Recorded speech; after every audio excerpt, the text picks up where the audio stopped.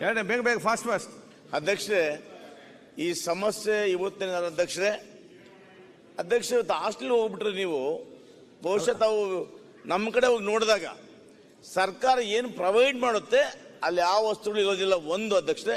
ಎರಡನೇದು, ಕ್ರೈಸ್ತ ಸಂಸ್ಥೆಯನ್ನು ಹುಟ್ಟಾಕಿದ್ದು ವಿದ್ಯಾಭ್ಯಾಸ ಕೊಡಲಿ ಅಂತ. ಇವತ್ತು ಕ್ರೈಸ್ತ ಸಂಸ್ಥೆಯವರೇ ಸಂಪೂರ್ಣ ಕಾಂಟ್ರಾಕ್ಟರ್ಸ್ ಅವರೇ, ಬಿಲ್ಡಿಂಗ್ ಕಟ್ಟರ್ ಅವರೇ, ಆಹಾರ ಪದಾರ್ಥ ಸಂರಕ್ಷಣೆ ಅವರೇ.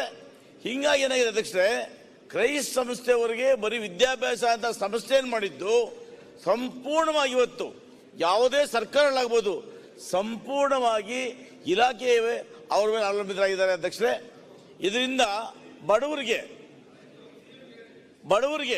ಇವತ್ತು ಏನಾಗಿದೆ ಹಾಸ್ಟೆಲ್ಗಳಲ್ಲಿ ಅಧ್ಯಕ್ಷರೇ, ಕೆಲವು ಕಡೆ ನಾನು ವಿಸಿಟ್ ಮಾಡಿದ್ದೀನಿ, ಶೌಚಾಲಯ ವ್ಯವಸ್ಥೆ ಇಲ್ಲ. ಆಮೇಲೆ ಕನಿಷ್ಠ ಪಕ್ಷ ತಿನ್ನಲಿಕ್ಕೆ ತಟ್ಟೆ ಇಲ್ಲ ಅಧ್ಯಕ್ಷರೇ. ಇವತ್ತು ಸರ್ಕಾರ ಏನು ಹಣ ನಿಗದಿ ಮಾಡಿದೆ ಆ ಹಣವನ್ನು ಹೆಚ್ಚಿಗೆ ಮಾಡಬೇಕು ಅಂತೇಳಿ ತಗೊಂಡಿದ್ದೀರಿ. ಆದರೆ ಯಾರೇ ಆಗ್ಬೋದು ಅಧ್ಯಕ್ಷರೇ, ರಾಜ್ಯ ಮಟ್ಟದ ಅಧಿಕಾರಿಗಳನ್ನ ಉಸ್ತುವಾರಿಗಳು ಹಾಕಿದ್ರೆ ಬರೋದಿಲ್ಲ, ನೋಡೋದಿಲ್ಲ. ಸ್ಥಳೀಯವಾಗಿರ್ತಕ್ಕಂಥವರನ್ನ ಅಧಿಕಾರಿಗಳನ್ನ ಸಮಿತಿ ಮಾಡಿ ಅದರೊಟ್ಟಿಗೆ ಜನಪ್ರತಿನಿಧಿಗಳನ್ನು ಸೇರಿಸಿದರೆ ಮಾತ್ರ ಸದ್ಯ ಆಗ್ತದೆ. ಇಲ್ಲ ಅಂದ್ರೆ ಕಳೆದ 5 ವರ್ಷದಲ್ಲಿ ಮಕ್ಕಳಿಗೆ 92 ಜನ ಮಹಿಳೆಯರು ಒಳ್ಳೆಯ ಆ ಬಗ್ಗೆ ಸಚಿವರು ಗಮನ ಹರಿಸಬೇಕು ಅಂತ ನಾರಾಯಣಸ್ವಾಮಿ ಸನ್ಮಾನ್ಯ ಅಧ್ಯಕ್ಷರೇ. ಒಂದೇ ನಿಮಿಷ ಈಗಾಗಲೇ ಪ್ರಕಾಶ್ ಕೋಲಿ ಕೂತ್ಕೊಳ್ಳಿ. ಒಂದು ನಿಮಿಷ ಅದೇ ಕಮಿಟಿಯಲ್ಲಿ ಮಾತಾಡುದು, ಇಲ್ಲಿಯೂ ನೀವು ಮಾತಾಡುದು. ಈಗ ನಾಳೆ ಈ ಸಂಬಂಧಿತ ವಿಚಾರದಲ್ಲಿ ವಿವರವಾದಂತ ವರದಿಯನ್ನ ನಾವು ಸದನಕ್ಕೆ ಮಂಡಿಸ್ತಾ ಇದ್ದೇವೆ. ಒಂದು ಬೆಳಕು ಚೆಲ್ತಕ್ಕಂಥ ಅಂಶ ಏನಂತಂದ್ರೆ, ನಮ್ಮ ಸುರೇಶ್ ಕುಮಾರ್ ಅವರು ಮಾತಾಡ್ತಾ ಮತ್ತು ಅರ್ಗ ಜ್ಞಾನೇಂದ್ರ ಅವರು ಮಾತಾಡ್ತಾ ಹೇಳಿದಂತ ವಿಚಾರದಲ್ಲಿ ನಾವು ಎಲ್ಲರೂ ಇವತ್ತು ಆತ್ಮವಿಮರ್ಶೆ ಮಾಡ್ಕೋಬೇಕು. ಇಲ್ಲಿ ಆ ಪಕ್ಷ ಈ ಪಕ್ಷ ಸರ್ಕಾರ ಅನ್ನೋದು ಪ್ರಶ್ನೆ ಇಲ್ಲ. ಹಿಂದೆ ಕ್ರೈಸ್ತ ಸಂಸ್ಥೆ ದಿಕ್ಕು ತಪ್ಪಬೇಕಾದ್ರೆ ಇದು 16 ವರ್ಷದಿಂದ ನಡ್ಕೊಂಡ್ ಬಂದ್ಬಿಟ್ಟಿದೆ, ಇದು 1 ವರ್ಷದ್ದಲ್ಲ. ಆ ಕ್ರೈಸ್ತ ಸಂಸ್ಥೆ ಸ್ಥಾಪನೆ ಆದಾಗಿನ ಇವತ್ತು ಅಲ್ಲೊಂದು PMC ಪ್ರಾಜೆಕ್ಟ್ ಮ್ಯಾನೇಜ್ಮೆಂಟ್ ಕನ್ಸಲ್ಟೆನ್ಸ್ ಅಂತ ಮಾಡಿಕೊಂಡು ಕನ್ಸ್ಟ್ರಕ್ಷನ್ ಮಾತ್ರ ಇಂಪಾರ್ಟೆನ್ಸ್ ಕೊಡ್ತಾರೆ, ಶಿಕ್ಷಣಕ್ಕೆ ಇದು ಮಾತ್ರವಾದಂತ. ಯಾಕೆಂದ್ರೆ ಹಿಂದುಳಿದವರು, ಅಲ್ಪಸಂಖ್ಯಾತರು, ದಲಿತರು ಇವ್ರುಗಳಿಗೆ ಮಾಡಿರ್ತಕ್ಕಂಥ ಸಂಸ್ಥೆ ಅದು. ಆಯ್ತು, SC/ST ಗಳಿಗೆ ಎಲ್ರಿಗೂ ಸಾರಿ ಈ ಎಲ್ಲದನ್ನು ಈ ಎಲ್ಲ ವಿಚಾರದಲ್ಲಿ ಫುಡ್ ವಿಚಾರ ಮತ್ತು ಕ್ವಾಲಿಟಿ ಎಜುಕೇಶನ್ ವಿಚಾರದಲ್ಲಿ ವೈಫಲ್ಯತೆ ಎದ್ದು ಕಾಣ್ತದೆ. ಕಾರಣ ಅಂದ್ರೆ 20% ಮಾತ್ರ ಅಧ್ಯಕ್ಷರೇ ಅಲ್ಲಿ ಪರ್ಮನೆಂಟ್ ಟೀಚರ್ಸ್ ಇರ್ತಕ್ಕಂಥದ್ದು, ಇನ್ನು 80% ಔಟ್ಸೋರ್ಸ್ ಟೀಚರ್ಸ್ ಇರ್ತಕ್ಕಂಥ. ಗುಣಮಟ್ಟ ಶಿಕ್ಷಣ ಬರ್ಲಿಕ್ಕೆ ಸಾಧ್ಯ ಇಲ್ಲ. ಅವರು ಔಟ್ಸೋರ್ಸ್ ಇಂದ ಬರ್ತಕ್ಕಂಥವ್ರು ಗುಣಮಟ್ಟ ಮತ್ತು ಆ ಒಂದು ವಿದ್ಯಾರ್ಥಿಗಳ ಜವಾಬ್ದಾರಿನಲ್ಲಿ ಇರುವಂತ ಮನೋಭಾವದಲ್ಲಿ ಅವರಿರಲ್ಲ. ಅವ್ರಿಗೆ ಜೀವನದ ಜಂಜಾಟದಲ್ಲಿ ಅವ್ರ ಹಣನೂ ಸಾಲೋದಿಲ್ಲ. ಯಾವುದೋ ಹಳ್ಳಿಯಿಂದ ದೂರದಿಂದ ಬರ್ತಾರೆ, ಯಾರೋ ಏಜೆನ್ಸಿಯನ್ನು ಅವನ್ನ ಅಲ್ಲಿ ಹಾಕಿರ್ತಾರೆ. ಪ್ರಮುಖವಾದಂತ ಅಂಶ ಇವತ್ತು ಈ ಸಭೆಯಲ್ಲಿ ತಾವು ಸರ್ಕಾರಕ್ಕೆ ನಿರ್ದೇಶನ ಕೊಡಬೇಕು. ವಿಶೇಷವಾಗಿ ಹೆಣ್ಣು ಮಕ್ಕಳು ಇರ್ತಕ್ಕಂಥ ಶಾಲೆನಲ್ಲಿ ಹೆಣ್ಣು ಮಕ್ಕಳು ವಾರ್ಡನ್ನ ಕಂಪಲ್ಸರಿ ಆಗಿ ಹಾಕ್ಬೇಕು. ಯಾಕಂದ್ರೆ ಇದ್ರದೇ ಅನಾಹುತಗಳು ಆಗ್ತಾ ಇರ್ತಕ್ಕಂಥ ಹೆಚ್ಚು ನಾವು ಗಮನದಲ್ಲಿ ಇಟ್ಟುಕೊಂಡಿರೋದು. ಅಥವಾ ಕ್ರೈಸ್ತ ಸಂಸ್ಥೆಯಲ್ಲಿ ಕ್ರೈಸ್ತ ಸಂಸ್ಥೆ ಇಡಿ ಒಬ್ಬ ಒಳ್ಳೆ ಅಧಿಕಾರಿನ ಈಗ ಬಂದಿದ್ದಾರೆ. ಇಲ್ಲಿ ತನಕ ಬಹಳ ಅಕ್ರಮಗಳು ನಡೆದಿತ್ತು. ಈ ವಿಚಾರದಲ್ಲಿ ಸಮಾಜ ಕಲ್ಯಾಣ ಇಲಾಖೆ, ನಾನು ಆ ಆಡಳಿತ ಪಕ್ಷದವನಾದ್ರೂ ಕೂಡ ತುಂಬಾ ವೈಫಲ್ಯತೆಯಿಂದ ಕೂಡಿದೆ ಅಂತ ನಾನೇ ಕಂಠಘೋಷವಾಗಿ ಹೇಳ್ತೀನಿ. ಹಲವಾರು ಕ್ರೈಸ್ತ ಶಾಲೆಗೆ ಭೇಟಿ ನೋಡಿ, ನಾನು ಕೂಡ ಕ್ರೈಸ್ತ ಶಾಲೆಗೆ ಭೇಟಿ ನೀಡಿದ್ದೀನಿ. ಬಿಲ್ಡಿಂಗ್ ಕನ್ಸ್ಟ್ರಕ್ಷನ್ ಮುಗಿದು 2 ವರ್ಷ ಆದರೂ ಕೂಡ ಹಾಸಿಗೆ, ದಿಂಬು, ಬೆಡ್ಶೀಟು ಏನು ಕೂಡ ಇಲ್ಲ. ದಯವಿಟ್ಟು ಅದಕ್ಕೆ ಬೇಕಾದಂಥ ಮೂಲಭೂತ ಸೌಕರ್ಯಗಳನ್ನು ಕೊಡಬೇಕು. ಒಂದು. ಎರಡನೇ ವಿಚಾರ ಸಭಾಧ್ಯಕ್ಷೆ, ಈಗ ಮಾನ್ಯ ನರೇಂದ್ರ ಸ್ವಾಮಿ ಅವರು ಖಂಡಿತವಾಗ್ಲೂ ಕೂಡ SC/ST ಕಮಿಟಿಯಲ್ಲಿ ಅದಕ್ಕೆ ಪೂರಕವಾದಂಥ ಇದನ್ನೆಲ್ಲವೂ ಕೂಡ ಮಾಹಿತಿ ಕಲೆ ಹಾಕಿ ಕೊಡ್ತಾರೆ. ಒಂದು. ಎರಡನೇ ವಿಚಾರ, 250 ಮಕ್ಕಳಿಗೆ ಲಿಮಿಟ್ ಮಾಡಿದ್ದಾರೆ. ಏನಾಗಿದೆ ಅಂದ್ರೆ ನಮ್ಮ ಕಡೆ ಎಲ್ಲ ಹೆಚ್ಚು ಮಕ್ಕಳು ಮುಂದೆ ಹೆಚ್ಚು ಕಮ್ಮಿ ಇನ್ನೂ ಒಂದು 50ರಿಂದ 100 ಅಡ್ಮಿಷನ್ ಅದೇ ಇನ್ನು ಅಲ್ಲಿ ಅಡ್ಮಿಷನ್ ಇದನ್ನ ಸ್ಟ್ರೆಂತ್ ನ ಸ್ವಲ್ಪ ಜಾಸ್ತಿ ಅವಕಾಶ ಮಾಡಿಕೊಡ್ಬೇಕು. ಈಗ ಎಷ್ಟೋ ಮಕ್ಕಳು ಆ ಶಾಲೆಯಲ್ಲಿ ಓದಬೇಕು ಅಂದವ್ರು ಕೂಡ ಓದ್ಲಿಕ್ಕಾಗಿಲ್ಲ. ಮತ್ತೆ ಆ ಶಾಲೆಗಳಲ್ಲಿ ಕಂಪ್ಯೂಟರ್ ಎಲ್ಲೂ ಕೂಡ ಕಂಪ್ಯೂಟರ್ ಕ್ಲಾಸ್ ನಡೀತಾ ಇಲ್ಲ ಕ್ರೈಸ್ತ ಶಾಲೆಗಳಲ್ಲಿ. ಎಲ್ಲಿ ನೋಡ್ರು ಕೂಡ ಕಂಪ್ಯೂಟರ್ ಆತ್ಮಹತ್ಯೆ ಮಾಡ್ತಾ ಇದ್ದಾರೆ ವಿದ್ಯಾರ್ಥಿನಿ. ಅದ್ರ ಬಗ್ಗೆ ಒಂದು ನಿಮಿಷ ಮಾತಾಡ್ತೀನಿ ಅಧ್ಯಕ್ಷರೇ. ಬೇಗ ಮಾತಾಡಿ ಅಧ್ಯಕ್ಷರೇ. 92 ಏನು ವಸತಿ ಶಾಲೆಗಳಿದಾವೆ, ಈ ವಸತಿ ಶಾಲೆಗಳಲ್ಲಿ ಕಳೆದ 5 ವರ್ಷದಿಂದ 92 ಜನ ವಿದ್ಯಾರ್ಥಿನಿಯರು ಆತ್ಮಹತ್ಯೆ ಮಾಡ್ಕೊಂಡಿದ್ದಾರೆ. ನಾನು ಕಮಿಟಿಯಲ್ಲಿ ಕೂಡ ಕೇಳಿದೆ ಅಧಿಕಾರಿಗಳಿಗೆ, ಇದನ್ನ ರಿಪೋರ್ಟ್ ತರಿಸಿದ್ದೀರಾ, ಯಾಕೆ ಅವರು ಆತ್ಮಹತ್ಯೆ ಮಾಡ್ಕೊಂಡ್ರು ಅಂತ ಕೇಳಿದ್ರೆ ಯತ್ನಾಳ್ ಸುರೇಶ್ 5 ವರ್ಷ ಯತ್ನಾಳ್ ಅವ್ರೆ. ಹಿಂದೆ ಆಗಿರ್ತಕ್ಕಂಥ ಆತ್ಮಹತ್ಯೆ ಕೂಡ ರೆಕಾರ್ಡ್ಸ್ ಕೂಡ ಇವ್ರ ಹತ್ರ ಇಲ್ಲ. ಶಿವಲಿಂಗ ಅವ್ರೆ. ಆದ್ರಿಂದ ಇವ್ರು ಸೀರಿಯಸ್ ಆಗಿ ಈ ಆತ್ಮಹತ್ಯೆಗಳನ್ನ ಸೀರಿಯಸ್ ಆಗಿ ತಗೊಂಡು ಅದರ ಕಾರಣಗಳನ್ನ ಹುಡುಕ್ಲಿಕ್ಕೆ ನಾನು ಕಮಿಟಿ ಲೇಸ್ತರ ಹೇಳಿದ್ರು ಕೂಡ ಇವರು ಅದ್ರ ಬಗ್ಗೆ ನನಗೆ ಮಾಹಿತಿಯನ್ನು ಕೊಟ್ಟಿಲ್ಲ. ಅದಕ್ಕೆ ಗಣೇಶ್ ಸಭಾಧ್ಯಕ್ಷರೇ ಒಂದು ಇಲ್ಲಪ್ಪ ಸನ್ಮಾನ್ಯ ಅಧ್ಯಕ್ಷೆ, ನೀವು ಸಲಹೆ ಮಾತ್ರ ಕೊಟ್ಟು ಬಿಡಿ. ಸಲಹೆ ಇಡೀ ರಾಜ್ಯದಲ್ಲಿ ವಸತಿ ಶಾಲೆ ಬಗ್ಗೆ ಯಾವ ರೀತಿ ಇರಬೇಕು ಏನಂತಂದು ಇವಾಗ ಚರ್ಚೆ ಆಗ್ತಿದೆ. ಕಂಪ್ಲಿ ವಿಧಾನಸಭಾ ಕ್ಷೇತ್ರದಲ್ಲಿ ಎಷ್ಟು ಅನ್ಯಾಯ ಅಂದ್ರೆ ಇದುವರೆಗೂ ಕೂಡ ಒಂದು ಕೂಡ SC ವಸತಿ ಶಾಲೆ ಇಲ್ಲ, ST ವಸತಿ ಶಾಲೆ ಇಲ್ಲ. ಅಭಿವೃದ್ಧಿ ಬಗ್ಗೆ ಮಾತಾಡ್ತಾರೆ. ನನ್ನ ಕ್ಷೇತ್ರ ವಿಧಾನಸಭಾ ಕ್ಷೇತ್ರದಲ್ಲಿ ಸುಮಾರು 1000 ಜನ ಮಕ್ಕಳು ಅರ್ಜಿ ಹಾಕ್ತಾರೆ. ಅರ್ಜಿ ಆಗ್ತಿದ್ದಂಥ ಮಕ್ಕಳು ಆ ತಾಲೂಕಿನಲ್ಲಿ 75% ಅದೇ ತಾಲೂಕಿನ ಮಕ್ಕಳನ್ನ ಏನು ತಗೋಬೇಕಂತಂದು ಸರ್ಕಾರ ಘೋಷಣೆ ಮಾಡಿದೆ. ನಮ್ಮ ಕ್ಷೇತ್ರದಿಂದ 2,000 ಜನ ಮಕ್ಕಳಿಗೆ ಒಂದು ಸೀಟು ಕೊಡ್ಸಕ್ಕಾಗಿಲ್ಲ. ನನಗೆ ಒಂದು SC ವಸತಿ ಶಾಲೆ ಇಲ್ಲ, SC ST OBC ವಸತಿ ಶಾಲೆ ಇಲ್ಲ. ಆಯ್ಕೆ ಮಾಡಿದ್ದು ಕೊಟ್ಟಂತ ತಾಲೂಕುಗಳಿಗೆ ಕೊಡಕತ್ತಾರ. ಕೈ ಮುಗಿದು ಸಭಾಧ್ಯಕ್ಷರೇ, ಕಂಪ್ಲಿ ವಿಧಾನಸಭಾ ಕ್ಷೇತ್ರದ ಒಂದು ಮಕ್ಕಳಿಗೆ ಒಂದು ಸೀಟ್ ಕೊಡಿಸಲಾರ್ದಂತ ಹೀನಾಯ ಪರಿಸ್ಥಿತಿ ನನಗೆ ಆಯ್ತು. ಸರ್ಕಾರ ಕೈ ಸಭಾಧ್ಯಕ್ಷರೇ, ನನಗೆ SC ST ಮತ್ತು OBC ವಸತಿ ಶಾಲೆಗಳು ಕೊಟ್ಟರೆ ನಮ್ಮ ತಾಲೂಕಿಗೆ ಒಳ್ಳೆ ಮನವಿ ಕೊಡಿ, ಮಾತಾಡ್ತೇನೆ. ಸಭಾಧ್ಯಕ್ಷರೇ, 1 ವರ್ಷದಿಂದ ಮುರಾರ್ಜಿ ಸ್ಕೂಲಲ್ಲಿ ಓದ್ತಿರುವಂತಹ ಮಕ್ಕಳಿಗೆ ಶುಚಿ ಕಿಟ್ ಇನ್ನೂವರೆಗೂ ಕೊಟ್ಟಿಲ್ಲ. ದಯವಿಟ್ಟು ತಮ್ಮ ಗಮನಕ್ಕಿರಲಿ. 1 ವರ್ಷ ಆಯ್ತು ಸರ್. ಆಯ್ತು ಅಧ್ಯಕ್ಷರೇ, ಈಗ ಆಹಾರ ಪದಾರ್ಥಗಳೇನು ಕೊಡ್ತಾರೆ ಅಧ್ಯಕ್ಷರೇ, ಆಹಾರ ಪದಾರ್ಥಗಳೇನು ಈಗ ಅವರು ವಸತಿ ಶಾಲೆಗಳಿಗೆ ಬಂದು ತೆಗೆದು ಕೊಡ್ತಾರೆ, ಅದು ಯಾವ ಗುಣಮಟ್ಟದ ಇರುತ್ತೆ ಅಂತ ಹೇಳಿ ಈ ಸ್ಟೇಟ್ ಲೆವೆಲ್ ಅಲ್ಲಿ ಟೆಂಡರ್ ಮಾಡಿರ್ತಾರೆ, ಇಲ್ಲಿ ಶಾಂಪಲ್ ತಗೊಂಡಿರ್ತಾರೆ. ಆ ವಾರ್ಡನ್ಗಳಿಗೆ ಏನ್ ಬಂದ್ರು ಕೂಡ ಅದನ್ನ ರಿಸೀವ್ ಮಾಡ್ಕೊಳ್ತಾರೆ. ಹಾಗಾಗಿ ಆ ಕ್ವಾಲಿಟಿ ಆಹಾರ ಪದಾರ್ಥ ಕೂಡ ಸಿಗ್ತಾ ಇಲ್ಲ. ಓಕೆ, ಅದು ಶಾಸಕರು ಹೋಗಿ ಆಗ ಇನ್ಸ್ಪೆಕ್ಷನ್ ಮಾಡಬೇಕು. ನನ್ನ ಕನ್ಸರ್ನ್ ಒಂದೇ, ಸೋಷಿಯಲ್ ಕನ್ಸರ್ನ್ ಇಂದ ನಾನು ಇವತ್ತು ಈ ಪ್ರಶ್ನೆನ ತೆಗ್ದಿರುವಂತದ್ದು.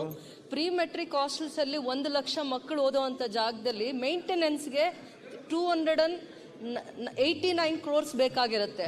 ಆದ್ರೆ ಅಲೋಕೇಶನ್ಸ್ 235 crores ಆಗುತ್ತೆ. ಯಾವಾಗ ಸರ್ಕಾರನೇ ಅನುದಾನ ಕಡಿಮೆ ಕೊಟ್ಟಾಗ ಹೇಗೆ ಮಕ್ಕಳಿಗೆ ನಾವು ಇವೆಲ್ಲ ಕ್ವಾಲಿಟಿ ಎಜುಕೇಶನ್ ಮತ್ತೆ ಸುರಕ್ಷತೆ ಬಗ್ಗೆ, ಫುಡ್ ಬಗ್ಗೆ ನಾವು ಮಾತಾಡಕ್ಕಾಗತ್ತೆ? ಅದೇ ಪೋಸ್ಟ್ ಮೆಟ್ರಿಕ್ ಹಾಸ್ಟೆಲ್ಸ್ ಅಲ್ಲಿ ರಿಕ್ವೈರ್ಮೆಂಟ್ ಮೇಂಟೆನೆನ್ಸ್ಗೆ 325 ಕೋಟಿ ಇದ್ರೆ ಅಲೋಕೇಶನ್ಸ್ 219 crores ಇರುತ್ತೆ. ಅಲ್ಲಾದ್ರೆ ಮಾತಾಡ್ತಾರೆ ಮಕ್ಕಳು, ಇಲ್ಲಿ ಮಾತಾಡ್ಲಿಕ್ಕೆ ಅವಕಾಶ ಆಗಲ್ಲ ಪ್ರೀ ಮೆಟ್ರಿಕ್ ಅಲ್ಲಿ. ನನ್ನ ಒಂದೇ ಕಳಕಳಿ ಅಂದ್ರೆ ಸರ್ಕಾರ ಪ್ರತಿ ವರ್ಷ 1,300 ಕೋಟಿ ಸಮುದಾಯ ಭವನಗಳಿಗೆ ಖರ್ಚು ಮಾಡುತ್ತೆ ಪ್ರತಿ ವರ್ಷ. ಅದರಲ್ಲಿ ಒಂದು 300 ಕೋಟಿ ಮಕ್ಕಳ ಎಜುಕೇಶನ್ಸ್ಗೆ, ಕ್ವಾಲಿಟಿ ಎಜುಕೇಶನ್ಸ್ಗೆ, ಸೋಷಿಯಲ್ ರಿಫಾರ್ಮ್ಸ್ಗೆ ಅನುದಾನನ ನಿಗದಿ ಇಡ್ಲಿ. ಎಲ್ಲ ಗಮನ ಹರಿಸಿದ್ರು, ಎಲ್ಲ ಗೌರವಾನ್ವಿತ ಸದಸ್ಯರು ಕೂಡ ಗಮನ ಹರಿಸುವಂತ ಪ್ರಯತ್ನ ಮಾಡಿದ್ರು. ಕಣ್ ತೆಗೆದೇ ಇರುವಂತ ಮಕ್ಕಳಿಗೋಸ್ಕರ ನಾವು ಸರ್ಕಾರ ಇದೊಂದು ದೂರದೃಷ್ಟಿಯಿಂದ ಆಲೋಚನೆ ಮಾಡಿದ್ರೆ ಬಹಳ ಒಳ್ಳೇದು. ಕಳಕಳಿಯಿಂದ ಕೆಲಸ ಮಾಡ್ಬೇಕಾಗತ್ತೆ, ಸೋಷಿಯಲ್ ಕನ್ಸರ್ನ್ ಇಂದ ಕೆಲಸ ಮಾಡ್ಬೇಕಾಗತ್ತೆ ಅಂತ ನಾನು ಸಚಿವರ ಉತ್ತರಕ್ಕೆ ಗೌರವ ಕೊಡ್ತಾ, ರಿಫಾರ್ಮ್ಸ್ ಆ ಮಟ್ಟದಲ್ಲಿ ಬರ್ಬೇಕು, ಹಾಸ್ಟೆಲ್ಸ್ ಅಂತ ಮಟ್ಟದಲ್ಲಿ ಬರ್ಬೇಕು ಅಂತ ನನ್ನ ಪ್ರಿಯಾಂಕಾ ಅವರೇ. ಮನೆ ಅಧ್ಯಕ್ಷರೇ ನೀವು ಮುರಾರ್ಜಿ ನಾಳೆ ತನಕ ಮುಗಿಲಿಕ್ಕಿಲ್ಲ. ಶಾಸಕರು ಅವರ ಕಾಳಜಿಯನ್ನ ವ್ಯಕ್ತಪಡಿಸಿದ್ದಾರೆ ಕೂಡ ಕೊಟ್ಟಿದ್ದಾರೆ. ಆಯ್ತು, ಬರ್ದು ಬಹಳ ಗಂಭೀರವಾದಂತ ವಿಷಯವನ್ನ ಹಿರಿಯ ಸದಸ್ಯರಾದಂಥ ಸುರೇಶ್ ಕುಮಾರ್ ಅವರು ಪ್ರಸ್ತಾಪ ಮಾಡಿ ಪ್ರಕಾಶ್ ಕೋಳಿವಾಡ್ ಅವರು ಕೂಡ ಧ್ವನಿಗೂಡಿಸಿದ್ದಾರೆ. ಇದಕ್ಕೋಸ್ಕರ ವಿಶೇಷವಾಗಿ ಕ್ರೈಸ್ಟ್ ಸಂಸ್ಥೆಯವರು ರೋಟರಿ ಇಂಟರ್ನ್ಯಾಷನಲ್ ಅವ್ರ ಜೊತೆ ಹೊಂದಾಣಿಕೆ ಮಾಡಿಕೊಂಡು ಅವರ ಸಹಭಾಗಿತ್ವದಲ್ಲಿ ಫಿಸಿಕಲ್ ಹೆಲ್ತು, ಅವರ ಮೆಂಟಲ್ ಹೆಲ್ತು ಮತ್ತು ಅಕಾಡೆಮಿಕ್ ಇಂಪ್ರೂವ್ಮೆಂಟ್ಗೋಸ್ಕರ ಒಂದು ಕೌನ್ಸಿಲಿಂಗ್ ಒಂದು ಫ್ರೇಮ್ವರ್ಕ್ ಅನ್ನು ನಾವು ಮಾಡ್ಕೊಂಡಿದ್ದೀವಿ ಅಧ್ಯಕ್ಷರೇ.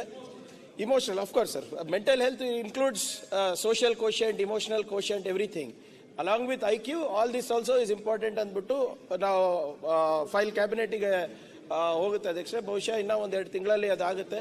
ಬಟ್ ವೈಯಕ್ತಿಕವಾಗಿ ನನ್ನ ಮನವಿ ಎಲ್ಲ ಶಾಸಕರ ಹತ್ರ, ಸ್ಥಳೀಯ ಶಾಸಕರಾಗಿ ನಾವು ಭೇಟಿ ಮಾಡೋದು, ಮತ್ತೆ ವಿಶೇಷವಾಗಿ ಅಧಿಕಾರಿಗಳು ಕರ್ಕೊಂಡು ಹೋಗಿ ಭೇಟಿ ಮಾಡೋದು, ಮತ್ತೆ ಅಲ್ಲಿ ಸಾಕಷ್ಟು NGOಗಳು ಇರ್ತವೆ ನಮ್ಮ ಏನೋ ಲೋಕಲ್ನಲ್ಲಿ, ಅವ್ರ ಮುಖಾಂತರ ಕೂಡ ನಾವು ಕೌನ್ಸಿಲಿಂಗ್ ಸೆಷನ್ಸು ಮತ್ತೆ ಅವರಿಗೆ ಕಮ್ಯುನಿಕೇಷನ್ಸು ಬೇರೆ ರೀತಿಯಾದಂಥ ಹೇಳ್ಕೊಟ್ರೆ ಅವರಿಗೆ ಸ್ವಲ್ಪ ಎಲ್ಲೋ ಒಂದು ಕಡೆ ನೆಮ್ಮದಿ ಇರ್ಬೋದು. ಯಾಕಂದ್ರೆ ಮುಂಚೆ ತರ ಇಲ್ಲ, ಈಗ ಎಕ್ಸ್ಪೋಜರ್ ಬಹಳ ಇದೆ ಅಧ್ಯಕ್ಷರೇ. ಮೊಬೈಲ್ ಇದೆ, ಆಕ್ಸೆಸ್ ಟು ಇಂಟರ್ನೆಟ್ ಈಸಿ ಆಗಿದೆ.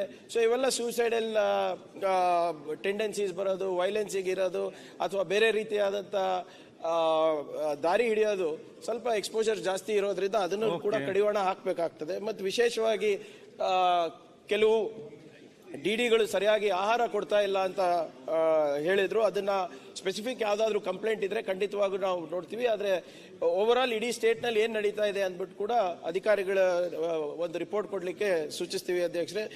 ಮತ್ತೆ ಕಂಪ್ಲಿ ಕಾನ್ಸ್ಟಿಟ್ಯೂಯೆನ್ಸಿನಲ್ಲಿ ಗಣೇಶ್ ಅವ್ರು ಕೇಳಿದ್ರು, ಅವರಿಗೆ ಯಾವುದೇ ಕ್ರೈಸ್ಟ್ ಸಂಸ್ಥೆ ಇಲ್ಲ ಮತ್ತು SC ಹಾಸ್ಟೆಲ್ ಕೂಡ ಇಲ್ಲ ಅಂದ್ಬಿಟ್ಟು ಅದಕ್ಕೋಸ್ಕರ ಅವರ ಮನವಿಯನ್ನು ಆಗಲೇ ಮಂತ್ರಿಗಳಿಗೆ ಕೊಟ್ಟಿದ್ದಾರೆ. ಆ ಮನವಿಯನ್ನು ಪರಿಗಣಿಸ್ತಾ ಈಗಾಗಲೇ ಒಂದು ಕ್ರೈಸ್ಟ್ ಸ್ಕೂಲು ಮತ್ತು ಪೋಸ್ಟ್ ಮೆಟ್ರಿಕ್ ಹಾಸ್ಟೆಲ್ಲು SCದು ಮತ್ತು ಪೋಸ್ಟ್ ಮೆಟ್ರಿಕ್ ST ಹಾಸ್ಟೆಲ್ಲು ಈಗಾಗಲೇ ಫೈನಾನ್ಸ್ ಡಿಪಾರ್ಟ್ಮೆಂಟಲ್ಲಿ ಅನುಮೋದನೆಗೆ ಹೋಗಿದೆ. ಅದನ್ನು ಕೂಡ ಫಾಲೋ ಅಪ್ ಮಾಡಿಬಿಟ್ಟು ನಾವು ಮಾಡಿಸೋ ವ್ಯವಸ್ಥೆ ನಾವು ಸರ್ಕಾರದಿಂದ ನಾವು ಮಾಡ್ತೀವಿ ಅಧ್ಯಕ್ಷರೇ. ಮತ್ತು ಕೊನೆಯದಾಗಿ ಇನ್ಫ್ರಾಸ್ಟ್ರಕ್ಚರು, ಸುರಕ್ಷತೆ, ಅಡ್ಮಿಷನ್ಸ್ ಬಗ್ಗೆ ಎಲ್ಲ ಚರ್ಚೆ ಆಗಿದೆ ಅಧ್ಯಕ್ಷರೇ. ಈ ಇಲಾಖೆಯನ್ನು ನಾನು ಕೂಡ ಹಿಂದೆ ಭಾಳ ಹತ್ತಿರದಿಂದ ನೋಡಿದ್ದೇನೆ. ನರೇಂದ್ರ ಸ್ವಾಮಿ ಅವರು ಇದ್ರ ಬಗ್ಗೆ ಸಾಕಷ್ಟು ಹಿರಿಯ ಶಾಸಕರು, ಅವರು ಸಾಕಷ್ಟು ಇನ್ಫಾರ್ಮೇಶನ್ ಕೂಡ ಇದೆ ಇದ್ರ ಬಗ್ಗೆ. ಅವರಿಗೆ ಬಹುಶಃ ನೆನಪಿದೆಯೋ ಇಲ್ಲೋ, ಅವರ ಒಂದು ಸಲಹೆ ಮೇರೆಗೆ ನಾನು ಸಚಿವನಿದ್ದಾಗ ಒಂದು ಕಮಿಟಿಯನ್ನು ರಚನೆ ಮಾಡಿದ್ವಿ. ಒಂದು retired additional chief secretary Renuka Chidambaram ಅವರ ಅಂತ ಅಧ್ಯಕ್ಷತೆಯಲ್ಲಿ ಒಂದು ಕಮಿಟಿ ರಚನೆ ಮಾಡಿ ಅಡ್ಮಿಷನ್ ಹೇಗಾಗಬೇಕು, ಪ್ರೊಕ್ಯೂರ್ಮೆಂಟ್ ಹೇಗಾಗಬೇಕು, ಇನ್ಫ್ರಾಸ್ಟ್ರಕ್ಚರ್ ಹೇಗಿರಬೇಕು, ವೈಜ್ಞಾನಿಕವಾಗಿ ಒಂದು ಸಂಪೂರ್ಣವಾದಂಥ ವರದಿಯನ್ನು ನಾವು ರೆಡಿ ಮಾಡಿದ್ವಿ. ಆದರೆ ಅದಾದಮೇಲೆ ಸರ್ಕಾರ ಮುಂದಿನ ಸರ್ಕಾರಗಳನ್ನು ಅದು ಅನುಷ್ಠಾನಕ್ಕೆ ತಂದಿಲ್ಲ. ಅದರಲ್ಲಿ ಎಲ್ಲ ಸ್ಟ್ಯಾಂಡರ್ಡ್ ಆಪರೇಟಿಂಗ್ ಪ್ರೊಸೀಜರ್ಸು ಇದೆ ಅಧ್ಯಕ್ಷರೇ. ಈಗ ಹೇಳ್ತಾ ಇದ್ರು ಒಬ್ಬರು ಸದಸ್ಯರು, ಕಂಪ್ಯೂಟರ್ ಇಲ್ಲ ಅಂತ ಹೇಳ್ತಾ ಇದ್ರು. ನಾವು ನಿಗದಿ ಮಾಡಬೇಕಾದ್ರೆ ಎಕ್ಸಾಂಪಲ್ 100 ಕೋಟಿಯನ್ನು ನಾವು ನಿಗದಿ ಮಾಡಿರ್ತೀವಿ ಅಧ್ಯಕ್ಷರೇ. ಒಂದು ಈ ವ್ಯವಸ್ಥೆಗೆ ನಾವು 30% ಕೊಟ್ಬಿಟ್ಟು ಫೌಂಡೇಶನ್ ಹಾಕ್ಬಿಡ್ತೀವಿ, ಆ ಕಟ್ಟಡ ಮಾಡ್ತೀವಿ. ಮತ್ತೆ ಇನ್ನ 70 ಕೋಟಿ ಏನ್ ಮಾಡ್ತೀವಿ, ಬೇರೆ ಶಾಸಕರು ಒತ್ತಡ ಇರುತ್ತೆ, ನಮ್ಮ ಕ್ಷೇತ್ರಕ್ಕೆ ಕೊಡಿ, ನಮ್ಮ ಆ ಹಣವನ್ನ ಇಲ್ಲಿ ಡೈವರ್ಟ್ ಮಾಡ್ಬಿಟ್ಟು ಅಲ್ಲೊಂದು ಫೌಂಡೇಶನ್ ಸ್ಟೋನ್ ಹಾಕೋದು. ಹೀಗೆ ನಮ್ಮ ರಾಜಕೀಯ ವ್ಯವಸ್ಥೆಯಿಂದ ಇದು ಸರಿಯಾಗಿ ನಡೀತಾ ಇಲ್ಲ ಅಧ್ಯಕ್ಷರೇ. Based on purely pressure. ನಮ್ಗೆ ಗೊತ್ತಿದೆ 100 ಜನ ಮಾತ್ರ ನಾವು ಅಡ್ಮಿಷನ್ ಕೊಡ್ಬೋದು ಅಂತ, ಆದ್ರೆ ನಾವೇ ಶಾಸಕರಾಗಿ ಇನ್ನ 50 ಜನ ತಗೊಳ್ಳಿ ಅಂತ ನಾವು ಕೊಡ್ತೀವಿ. ಈಗ 100 ಜನಕ್ಕೆ ಇರುವಂತ ವ್ಯವಸ್ಥೆ 150 ಜನಕ್ಕೆ ಹೇಗೆ ಅಧ್ಯಕ್ಷರೇ ಆಗುತ್ತೆ? ಅವ್ರ ಆರೋಗ್ಯ ಮೇಲೆ ಪರಿಣಾಮ ಬೀಳದೆ. ವೈಜ್ಞಾನಿಕವಾಗಿ ಒಂದು ಶೌಚಾಲಯ ಹಾಸ್ಟೆಲ್ ಅಲ್ಲಿ 1:7 ಆರ್ ಮ್ಯಾಕ್ಸಿಮಮ್ 1:9 ಇರಬೇಕು. ಆದ್ರೆ ನಾವು 1:15 ಕೆಲವು ಕಡೆ ಅಧ್ಯಕ್ಷರೇ 1:21 ಇದೆ. ಸಹಜವಾಗಿ ಅವರ ಆರೋಗ್ಯ ಮೇಲೆ ಪರಿಣಾಮ ಬೀಳದೆ. ಮಾನ್ಯ ರೂಪಕಲಾ ಅವರು ಒಳ್ಳೆ ಸಜೆಷನ್ ಕೊಟ್ಟಿದ್ದಾರೆ, ಒಂದು ತೀರ್ಮಾನಕ್ಕೆ ಬರೋಣ ಎಲ್ಲರೂ ಸೇರಿ. ಇನ್ನ 4 ವರ್ಷ ಸಮುದಾಯ ಭವನಗಳನ್ನ ನಾವು ಕೊಡೋದು ಬೇಡ, ಶಿಕ್ಷಣದ ಮೇಲೆ ಗಮನ ಕೊಡೋಣ. SC ST ಹಾಸ್ಟೆಲ್ಗಳನ್ನ, ಬ್ಯಾಕ್ವರ್ಡ್ ಹಾಸ್ಟೆಲ್ಗಳನ್ನ, ಮತ್ತೆ ಆರ್ಥಿಕವಾಗಿ ಹಿಂದುಳಿದ ಮೇಲ್ವರ್ಗದ ಹಾಸ್ಟೆಲ್ಗಳಿಗೆ, ಶಿಕ್ಷಣಗಳಿಗೆ ನಾವು ಕಾನ್ಸಂಟ್ರೇಟ್ ಮಾಡ್ತೀವಿ ಅಂತ ತಗೋಣ. ಎಲ್ಲರೂ ಸೇರಿ ಒಂದು ರೆಸಲ್ಯೂಷನ್ ಮಾಡ್ಬಿಡೋಣ. ಆ ಎಲ್ಲ ದುಡ್ಡು ಶಿಕ್ಷಣಕ್ಕೆ ಇಲ್ಲ ಸಮುದಾಯ ಭವನ ಅಷ್ಟೇ ಸರ್. ಇಲ್ಲ ಅಧ್ಯಕ್ಷರೇ, ನಾನೇನು ಹೇಳ್ತಾ ಇದ್ದೀನಿ, I will tell you sir. ನಾನು ಹೇಳಿದ್ದೀನಿ ಈ ಅಧ್ಯಕ್ಷ ಈ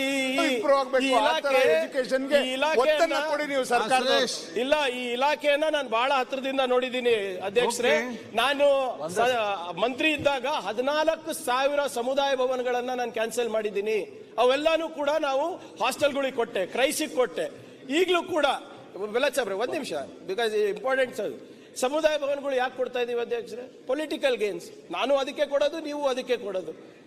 ಆದ್ರೆ ಯಾವ ಸಮುದಾಯ ಭವನನ್ನ ಕಟ್ತಾ ಇದೀವಿ, ಆ ಮಕ್ಕಳ ಭವಿಷ್ಯ ಏನಾಗ್ತಾ ಇದೆ ಅಂತ ನಾವು ಕಾಳಜಿ ವಹಿಸ್ತಾ ಇಲ್ಲ. ಇಲ್ಲಿ ನಾವು ಹೇಳ್ತಾ ಇದೀವಿ ಒಂದು ರೆಸಲ್ಯೂಷನ್ ಮಾಡಲಿ ಅಧ್ಯಕ್ಷರೇ.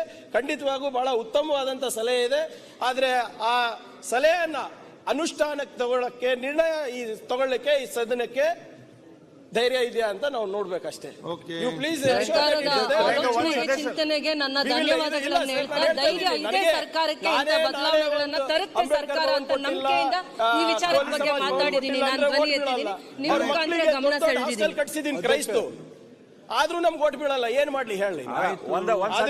ಈ ಸಲಹೆ ಒಂದ್ ಸಜೆಷನ್ ಇದ್ರಲ್ಲಿ ಏನಿದೆ, ಹಾಸ್ಟೆಲ್ಗಳೇನಿದಾವಲ್ಲ, ನಮ್ಮ ರೆಗ್ಯುಲರ್ ಹಾಸ್ಟೆಲ್, OBC ಹಾಸ್ಟೆಲ್ ಅಲ್ಲಿ, SC ST ಹಾಸ್ಟೆಲ್ ಅಂತ ಇವೆಲ್ಲ ಭಾಳ ಚಿಕ್ಕ ಸೈಜ್ ಏನಿದೆ ಅಲ್ಲ, ಅದನ್ನ ಫಂಡಮೆಂಟಲಿ ಚೇಂಜ್ ಮಾಡಬೇಕು. ನಮ್ಮಲ್ಲಿ ಡಿಪಾರ್ಟ್ಮೆಂಟ್, ಎಲ್ಲ ಡಿಪಾರ್ಟ್ಮೆಂಟ್ದಲ್ಲಿ ಏನಿದೆ 100 ಸ್ಟೂಡೆಂಟ್ಸಿಗೆ ಒಂದು ಹಾಸ್ಟೆಲ್ ಅಂತಿದೆ. ಆ 100 ಸ್ಟೂಡೆಂಟಿಗೆ ಒಂದು ಹಾಸ್ಟೆಲ್ ಮಾಡೋದ್ರಿಂದ ನಮ್ಮ ಓವರ್ ಹೆಡ್ಸ್ ಕಾಸ್ಟ್ ಹೆಚ್ಚಾಕೈತಿ. ಆಮೇಲೆ ಎಲ್ಲೋ ಒಂದು ಸಣ್ಣ ಜಾಗದಲ್ಲಿ ಮಾಡ್ತಾರೆ, ಅನ್ಸೇಫ್ ಆಗ್ತೈತೆ. ಅವ್ರೇನು ಮೇಡಮ್ ಏನು ಹೇಳ್ತಾ ಇದ್ರಲ್ಲ ಅದಾಗ, ಅದಕ್ಕೆ ಈ ಸೈಜ್ ಐತಲ್ಲ ಸ್ವಲ್ಪ ದೊಡ್ಡದು ಮಾಡಬೇಕು. ಇದನ್ನ ಫಂಡಮೆಂಟಲಿ ನೀವು ಸ್ಟ್ರಕ್ಚರ್ ಚೇಂಜ್ ಮಾಡಲಿಲ್ಲ ಅಂದ್ರೆ ಅವ್ರ ಅಧಿಕಾರಿಗಳು ಮತ್ತು 100 ಸ್ಟೂಡೆಂಟ್ಸಿಗೆ ಒಂದು ಹಾಸ್ಟೆಲ್ ಮಾಡ್ಕೊಂತ ಹೋಗ್ತಾರೆ, ದೇ ಬಿಕಮ್ ವೆರಿ ಅನ್ಸೇಫ್. ನಮ್ಮ ಏರಿಯಾದಲ್ಲಿ ಧಾರವಾಡದಲ್ಲಿ ಭಾಳ ಹಾಸ್ಟೆಲ್ಗಳು ಯಾವ್ಯಾವ ಮೂಲೆಯಲ್ಲಿ ಅದಾವ ಅವು ನೋಡಿದ್ರೆ ನಮ್ಗೆ ಹೆಣ್ಣು ಹುಡುಗರಲ್ಲಿ ಹೆಂಗಿರ್ತಾವ ಅಂತ ಹೆದರಿಕೆ ಬರ್ತದೆ ಚಿಕ್ಕ ಮಕ್ಕಳು. ಅದಕ್ಕೆ ಹಾಸ್ಟೆಲ್ ಸೈಜ್ ದೊಡ್ಡದಾಗುವಂತ ವಿಚಾರ ಮಾಡ್ಬೇಕು. ಇಲ್ಲ ಮಾನ್ಯ ಅಧ್ಯಕ್ಷರೇ, ಇವರೆಲ್ಲ ಕೊಟ್ಟಿರೋ ಸಲಹೆ ಇದೆ. ನಾನು ಹೇಳ್ದಂಗೆ ಇದು ಒಂದು ರಿಪೋರ್ಟ್ ಅನ್ನ ತಯಾರು ಮಾಡಿದ್ವಿ, ಅದನ್ನ ಅಪ್ಡೇಟ್ ಮಾಡುವಂತ ಮನವಿ ನಾನು ಮಾಡ್ಕೊತೀನಿ. ನಾವು ಹೇಳ್ತಾ ಇದ್ರಲ್ಲ ಬೆಲ್ಲದ್ ಸಾಹೇಬ್ರೆ, ಹಿಂದಿನ ಸರ್ಕಾರದಲ್ಲಿ 1000 ಕೋಟಿಯಷ್ಟು ನಾವು ಭವನಗಳನ್ನ ಮಂಜೂರು ಮಾಡಿದೀವಿ. 1000 ಕೋಟಿ, ಅದರಲ್ಲಿ ಇನ್ನ 1250 ಭವನಗಳು ಅನ್ಫಿನಿಶ್ಡ್ ಅದ, ಇನ್ನ ಪ್ರಾರಂಭ ಆಗಿಲ್ಲ. ಇನ್ನ 600 ಕೋಟಿ ರೂಪಾಯಿ ಬೇಕು.